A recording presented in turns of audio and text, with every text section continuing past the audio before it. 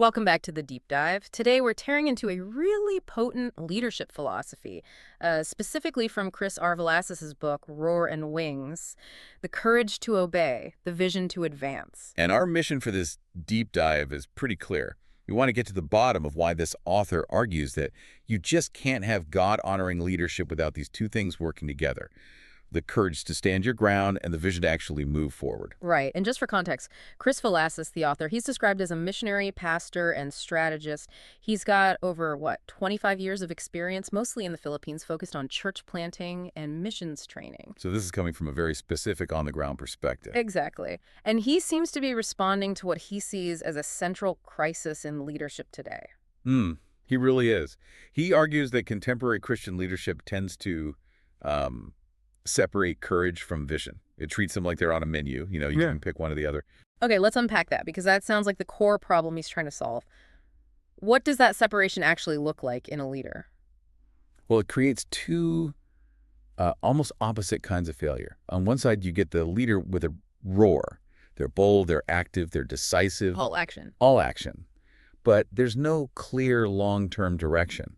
The book calls it reckless zeal. It's just activity without purpose. It's the fast track to burnout. So they're running hard, but they might be running in circles. That sounds incredibly frustrating. It is. And the flip side is just as bad. You have the visionary leader, they have the wings, they got beautiful ideas, perfect plans. But they're stuck on the ground. Exactly. They lack the courage to act. They're paralyzed by fear, by caution, by just how hard it is to start. The book has a great phrase for this. A slow suffocation of good intentions. Wow. A slow acidification. I think we've all seen that happen. A great idea that just withers on the vine. So this whole thing hinges on this central metaphor then, the roar and the wings. Yes, and they have to converge. They're presented as totally inseparable forces. The roar is defined as that courage to stand firm. It's the spiritual backbone to obey, even when it's risky or uncomfortable. Obedience when it costs you something. Precisely. And the wings. That's the vision to advance. It's not just your personal ambition. It's described as this God-given capacity to see the way forward with, clarity and hope. I love how the book frames it. It says the vision is both a compass and a horizon. It orients you right now, but it also shows you where you're ultimately going. So to go back to the failure modes, courage without that vision is just a reckless charge into a wall. Right. And vision without courage is just a pretty map of a journey you never take. That makes the need for synergy so clear. Does the book give any, concrete examples of this in action? Oh, absolutely. Yeah. It uses biblical figures, but it analyzes them through this lens. Take Nehemiah. Okay, yeah. He's a fantastic example. A builder, but in a hostile environment. Exactly. His roar was so clear, right? He stood up to the king.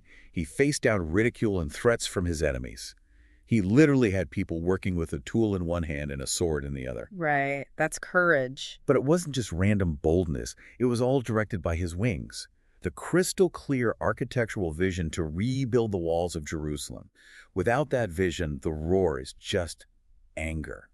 The vision gave it purpose. And it was the same for Moses, I'd imagine, standing up to Pharaoh. That's the ultimate roar. The ultimate roar, yeah. And it was fueled entirely by the vision God gave him, freedom for his people. The vision justified the immense risk.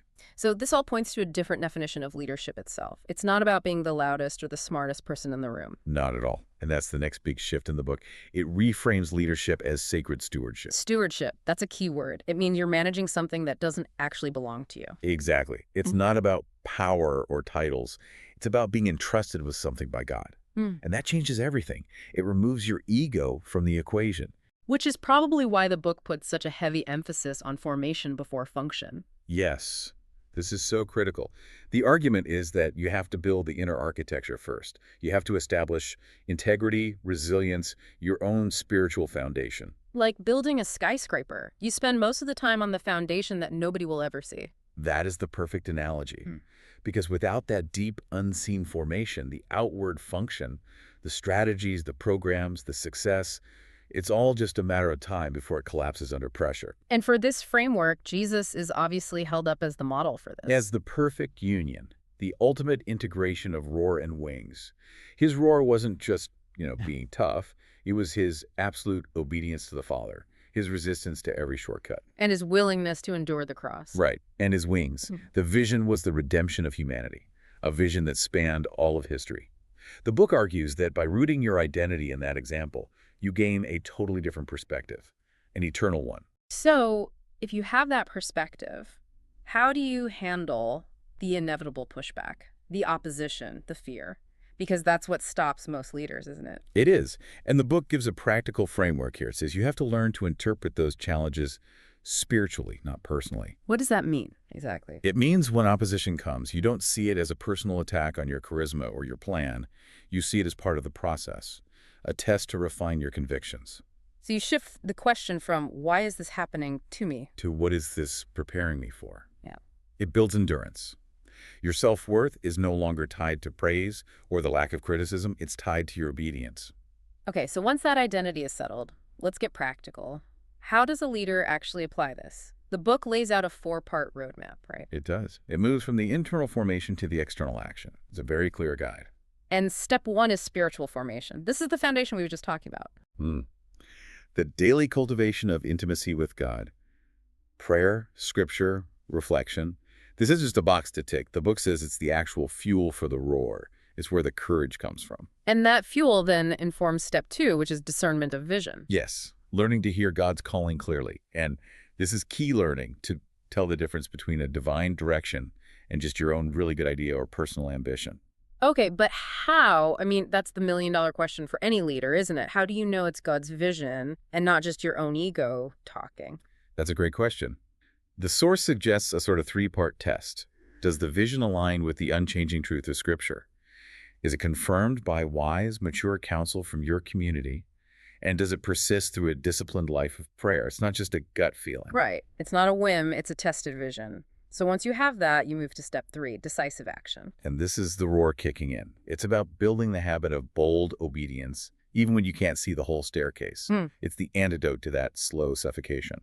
And the final step seems to be about the long haul, sustained faithfulness. This is all about endurance. It's for when progress feels slow or the results aren't visible or the opposition is just grinding you down. It's about staying faithful in the work season after season. This whole roadmap, it forces you to rethink what you're even aiming for, which brings us to how the book challenges the whole idea of success. Oh, it radically challenges it. It argues that too many leaders are measuring themselves by the world's yardstick, visibility, the number of followers, the budget size. The usual metrics. The usual metrics. Yeah. And it says we have to completely recalibrate. So if it's not about growth or fame, what is the true measure of influence in this model? It's twofold. First, faithful obedience under pressure. Mm-hmm. And second, clarity of purpose that's aligned with God's kingdom. It's a shift from performance to assignment. When you focus on obedience, the pressure to be popular it sort of falls away, doesn't it? It has to.